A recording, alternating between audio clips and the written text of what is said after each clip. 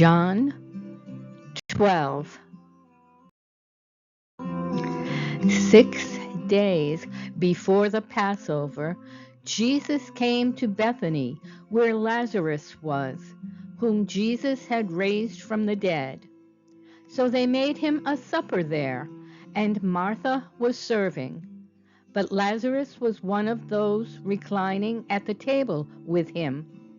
Mary then took a pound of very costly perfume of pure nard, and anointed the feet of Jesus, and wiped his feet with her hair.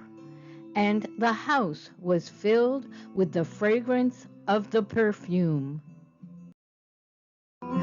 But Judas Iscariot, one of his disciples, who was intending to betray him, said, "Why was this perfume not sold for 300 denarii and given to poor people?"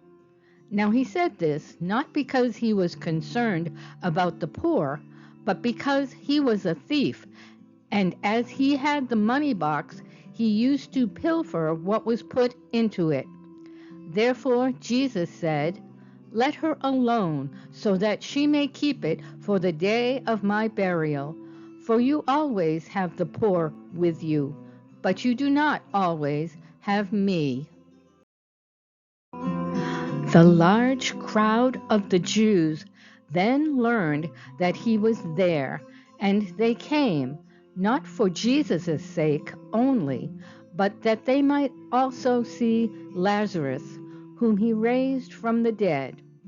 But the chief priests planned to put Lazarus to death also, because on account of him many of the Jews were going away and were believing in Jesus.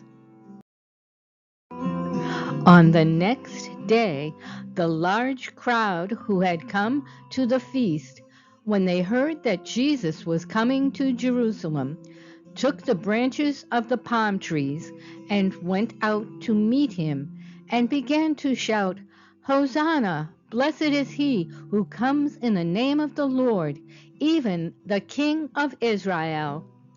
Jesus, finding a young donkey, sat on it, as it is written, "Fear not, daughter of Zion, behold, your king is coming, seated on a donkey's colt." These things his disciples did not understand at the first, but when Jesus was glorified, then they remembered that these things were written of him, and that they had done these things to him. So the people who were with him when he called Lazarus out of the tomb and raised him from the dead continued to testify about him. For this reason also the people went and met him, because they heard that he had performed this sign. So the Pharisees said to one another, "You see that you are not doing any good. Look, the world has gone after him."